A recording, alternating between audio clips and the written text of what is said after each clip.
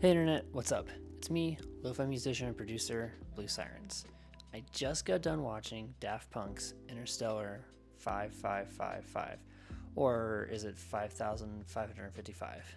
Either way, I just got done watching it, and I haven't seen the full entirety of it. I've mostly just seen clips on YouTube. So when Daft Punk announced that they're going to be showing it in some movie theaters only for this night, I had to go see it because Daft Punk is just one of those bands that, or groups, that everything they do is pretty much good. And like, if you know of Daft Punk, you just instantly know multiple songs that they've written. Even if you don't know Daft Punk, if someone plays a song for you that is Daft Punk, you'll be like, oh, yeah, I've heard this song, which is like so crazy to me because apart from Tron, I don't know any movie or TV show that like I experienced that had their music in it. It was just people that said, "Oh yeah, listen to Daft Punk," and then they introduced me to Daft Punk, and I was like, "Whoa, Daft Punk's great." And then I watched Tron, and I was like, "Oh, duh, Daft Punk is really great." But apart from Tron, there's just no way that I would have stumbled across their music unless someone just introduced it to me, because I don't know of any other media that Daft Punk has really been a part of apart from their own and from Tron. So unless I just knew people that liked electronic music, there's not really a way I think I would have really discovered Daft Punk. But Daft Punk themselves, they're famous for wearing the masks. I actually ran into a couple of people at the movie that was dressed as Daft Punk. Was the actual Daft Punk? I don't know. I guess we'll never know. Maybe I'll like to think that they were, and that helps me sleep easier at night. We'll see. But overall, I think the movie is great. And like I said, I'd seen clips of it before on YouTube, but overall in its entirety, it's a great story.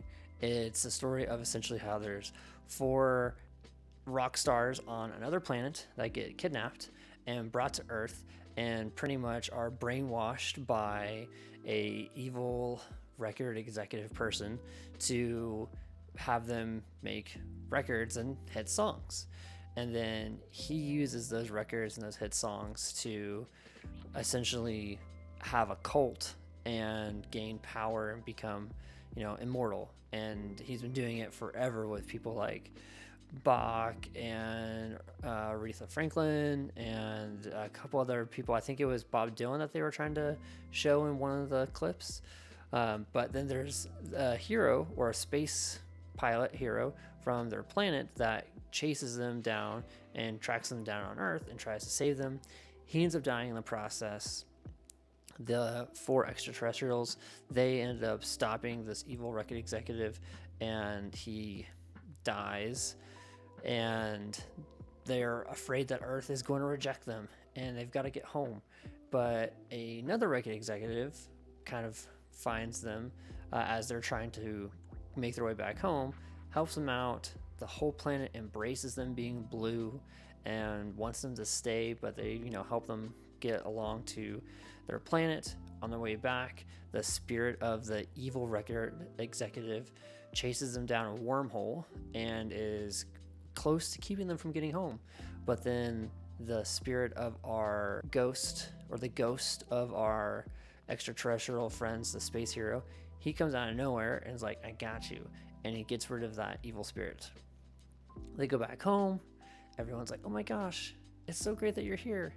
And then they start jamming just right away. Just start jamming. And then it's televised on their planet and back on Earth. And that's pretty much the concept of the movie. But what's really unique about the movie is there's no vocals, really. The only vocals are in the music, and there's very minimal sound effects of, maybe like a car screeching or things like that. But 99% of this movie is just the record from Daft Punk, Discovery. So if you listen to that album already, then it's like, okay, well, I could just put that album on. Yeah, but you could also get a great visual with it. So it's a really cool thing, I think, that they did to create an anime to accompany the album, the music, because like I've said in some other videos, when you provide more media or extra media, it creates another image or another pinpoint in listeners' minds to recall that song, or anytime you see it, you're instantly reminded of it.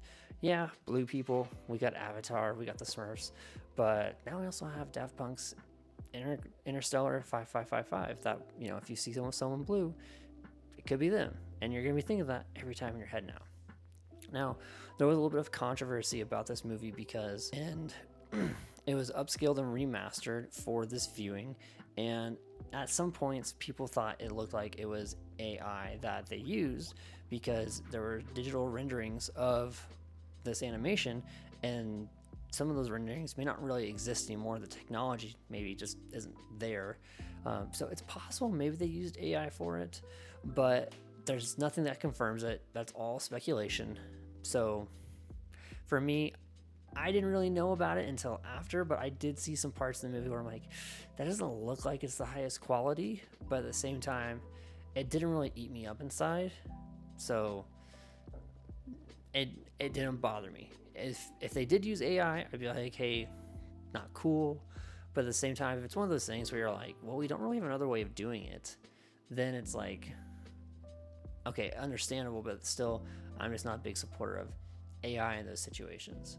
But no one has come out and said officially if they have or they haven't. It's kind of all speculation and how people are just kind of saying some scenes here and there and viewing it as being AI. But at the end of the day, it's only happening this one night. Like, that's the only time this was filmed or shown, was tonight.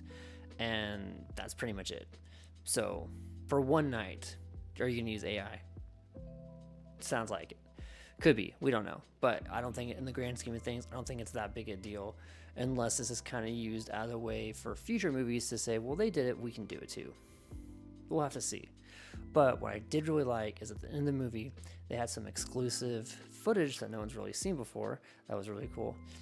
They didn't necessarily say it was exclusive, but they essentially showed a whole bunch of music videos for Daft Punk's music. They showed The Funk and Fresh and 909 and I think like one or two others. But these were all music videos that were like live action and that they showed just like at the end of the movie. And all of them were, pretty great. And it really got me thinking, we don't really have a lot of music videos for instrumental music, but they were like, we don't care, we're just gonna make some videos for it. So that's a bit inspiring, and as a lo-fi musician, I should probably be able to say, let's just make a music video for this lo-fi song. Is it only really like 2 minutes and 15 seconds of a song? Yeah. Okay, what are we gonna put in it?